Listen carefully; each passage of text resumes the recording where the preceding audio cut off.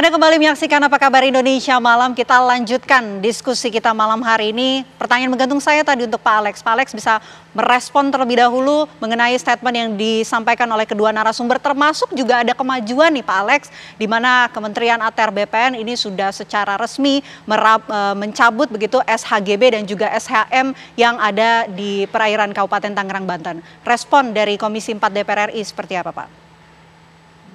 Ya, saya kebetulan lahir dan besar di Kota Padang ya. Kota yang berhadapan dengan pantai barat yang terkenal dengan ombak yang ganas. Di Kota Padang ini tidak pernah ada orang yang membuat pagar laut untuk menahan abrasi karena memang itu tidak mungkin.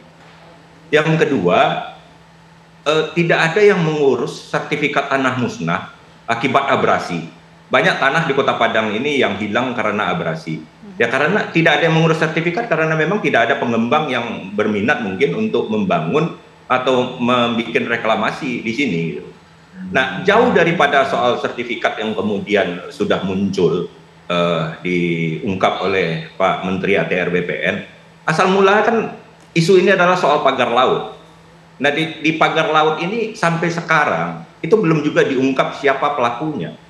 Sudah disegel oleh Menteri KKP, sudah diinstruksikan untuk dibongkar oleh Pak Presiden, dan sudah terjadi pembongkaran oleh TNI Angkatan Laut. Tapi siapa yang membuat pagar laut ini? Sampai sekarang itu juga belum diungkap siapa pelakunya. Nah, oleh karena itu yang kita minta di dalam rapat Komisi 4 beberapa waktu lalu dengan Kementerian KKP, kita minta ini diungkap gitu. Jangan lagi kemudian ini dibiarkan menjadi drama yang berkepanjangan tanpa ujung.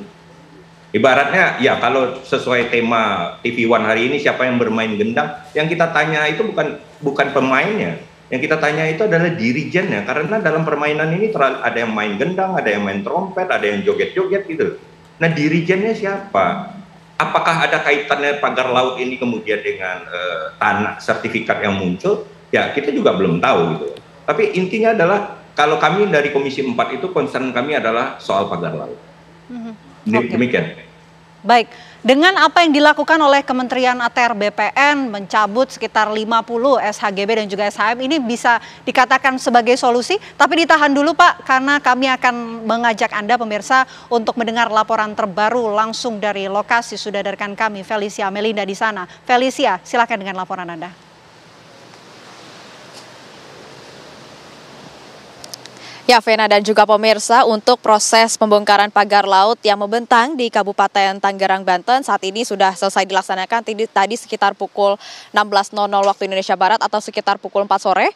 Dan petugas gabungan yang mana ini terdiri dari TNI Angkatan Laut, kemudian juga Bakamla dan juga nelayan setempat, hari ini berhasil membongkar sepanjang 2,5 km pagar laut. Tepatnya ini di tempat kami mengabarkan, yakni di Tanjung Pasir.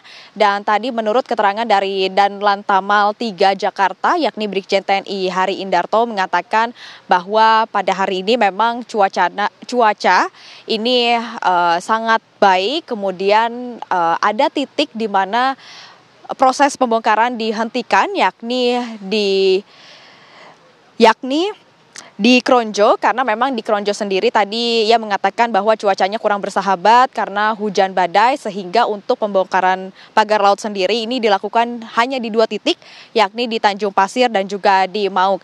Dan ia juga mengatakan bahwa fokus pembongkaran pagar laut pada hari ini adalah membuka akses-akses atau jalur-jalur bagi para nelayan yang tadinya sebelumnya pada saat pagar laut ini masih membentang semua, ini menyulitkan para nelayan untuk melakukan aktivitasnya dengan memutar lebih jauh.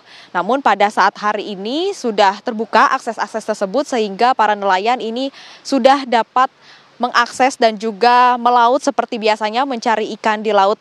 Dan dalam proses pembongkaran pagar laut hari ini, pemirsa, petugas gabungan mengerahkan sebanyak 8 perahu, yang mana ini dengan ukuran yang berbeda-beda. Dan selain itu juga tadi berbicara soal hambatan, tadi juga Brigjen TNI Hari Indarto juga mengatakan selain tadi cuaca, tadi juga disebutkan bahwa ada beberapa titik yang mana ini ukuran bambu ini lebih besar dari biasanya, sebanyak tiga kali lebih besar, sehingga ini cukup menyulitkan bagi para petugas untuk mencabut bambu tersebut. Kemudian juga sudah tertancap lama sehingga sudah tertancap dalam sehingga ini cukup menyulitkan bagi para petugas untuk mencabut bambu tersebut. Namun memang dengan kerjasama yang ekstra ini akhirnya dapat tercabut dan nantinya untuk proses pembongkaran pagar laut sendiri akan kembali dilaksanakan pada esok hari pada pukul 7 pagi yang mana diawali dengan apel, kemudian 7.30 kembali melakukan pembongkaran pagar laut yang mana tersisa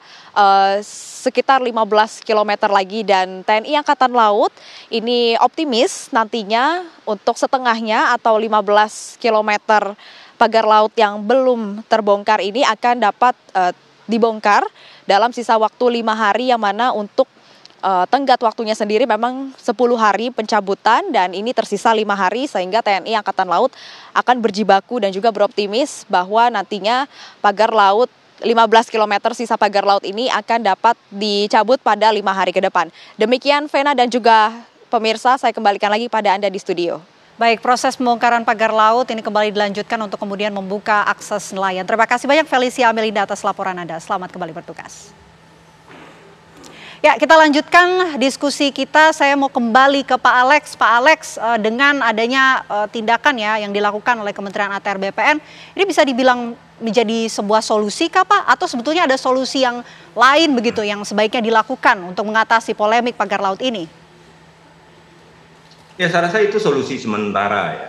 Soal masalah cabut sertifikat dan bongkar pagar, itu kan cuma solusi sementara yang dalam arti kata mengatasi persoalan ini sementara waktu. Yang kita inginkan itu adalah yang diungkap setuntas-tuntasnya gitu loh. Karena ini kalau nggak diungkap, ya loh, kalau mengikuti logika sesat seperti ini, ya loh, tanpa kemudian kita usut tuntas, lama-lama Selat Sunda atau Selat Jawa juga bisa disertifikat karena itu dulu juga merupakan daratan kok. Nah, oleh karena itu ini pelakunya siapa? Ya? Sehingga ini bisa terjadi. Terkait kami yang di Komisi 4, karena mitra kami adalah KKP, maka concern kami memang soal pagar laut gitu. Itu yang kemudian menjadi concern kami. Menurut kami ya HGB ini kan juga mungkin ada kaitannya dengan pagar laut, mungkin. Tapi ya itu yang saya sampaikan tadi, bahwa harus ada keseriusan gitu loh untuk membongkar ini secara keseluruhan. Demikian Bu Vena. Harus ada keseriusan begitu. Tapi apakah mungkin Komisi 4 DPR RI juga sudah mendapatkan informasi terbaru setelah ini kemudian dicabut? Apa kemudian berikutnya yang akan dilakukan begitu? Ya, dari kesimpulan rapat kami memang memberi waktu kepada Pak Menteri KKP untuk bisa menyampaikan di dalam rapat berikutnya akan kami agendakan tentang pelaku pagar laut ini, pelaku yang membuat pagar laut ini. Itu akan kita agendakan mungkin sesuai juga dengan apa yang pernah diucapkan oleh atau yang dinyatakan oleh Pak Menteri karena pada waktu itu beliau meminta 20 hari. Waktu 20 hari setelah disegel untuk mengungkap siapa pelakunya. Karena memang ada keterbatasan ya di Kementerian Kelautan Perikanan bahwa mereka hanya bisa kemudian menyelidiki secara administratif. Dan bentuknya itu bentuk sanksinya adalah denda gitu. Tapi kan dalam hal ini saya rasa ya harusnya kan kemudian ada koordinasi gitu loh antar instansi pemerintah yang berwenang, apakah itu kemudian KKP atau kepolisian atau aparat penegak hukum lainnya untuk bisa bersinergi mengungkap pelaku pagar laut yang panjangnya 30,6 km. Itu setengah tol Jagorawi gitu. Jadi sangat panjang sekali gitu ya. Yang anehnya makanya saya bilang berkepanjangan, drama yang berkepanjangan. Yang anehnya sampai sekarang itu yang membuat pagar laut itu belum bisa diungkap. Oke. Dalang dibaliknya sampai sejauh ini belum bisa diungkap. Oke, baik Pak Alex. Atau tidak mau diungkap. Oke, itu pertanyaan lain ya Pak Alex ya? Ya. Oke, baik. Saya mau ke Pak Marcel kalau begitu. Pak Marcel, dengan melihat kondisi di perairan wilayah Kabupaten Tangerang, Banten begitu, dengan polemik yang muncul begitu mengenai statusnya, apakah Anda bisa melihat bahwa status dari lokasi di pagar laut itu bisa dikatakan sebagai tanah musnah atau bukan, Pak? Ya, jika kita memahami tanah musnah, maka kita sama tahu bahwa sebelumnya adalah daratan duluan. Kalau kita melihat bahwa dari semenjak tahun 70-an sampai sekarang belum pernah ada daratan yang muncul di sana, Maka di situ saya mengatakan bahwa saya meragukan itu tanah musnah. Tapi bagaimanapun apresiasi patut kita berikan kepada Kementerian ATR ya yang langsung melakukan gerak reaktif ya untuk bisa mencabut SHGB dan SHM dan juga dari pihak KKP yang telah menyegel serta pihak Angkatan Laut yang telah mencabut pagar laut itu. Tapi baru 50 dari ratusan begitu Pak? Iya. Yang saya harapkan tadi sih saya sepakat dengan Pak Alex ya bahwa mengatakan bahwa ini langkah jangka pendek. Okay. Karenanya saya minta juga diteruskan dengan dibentuknya tim investigasi nih Mbak. Karena bagaimanapun tadi kita sama mendengar dari Pak Alex bahwa KKP ini nggak punya wewenang untuk melakukan itu gitu. Ada banyak instansi lain yang ada di sana yang memiliki kewenangan juga untuk terkait hal ini. Seperti saya katakan tadi Angkatan Laut, lalu ada Kepolisian Air dan Udara, lalu juga KPLP dari Perhubungan Laut. Itu semua harus disertakan di sini sebagai tim investigator. Mereka memiliki keahlian mereka masing-masing. Apakah memang bisa dibuktikan pernah ada daratan di situ sehingga klaim dari masyarakat bisa dibuktikan atau memang berdasarkan para ahli belum pernah ada daratan di sana sehingga klaim mereka bisa kita patahkan. Itu yang kedua menengahnya. Tapi jangka panjangnya saya sangat mengharapkan bahwa ini menjadi contoh bagi kita semua untuk mempelajari kasus ini bahwa memang tumpang tindihnya aturan di maritim Indonesia ini masih sangat mendominasi kehidupan kita ya.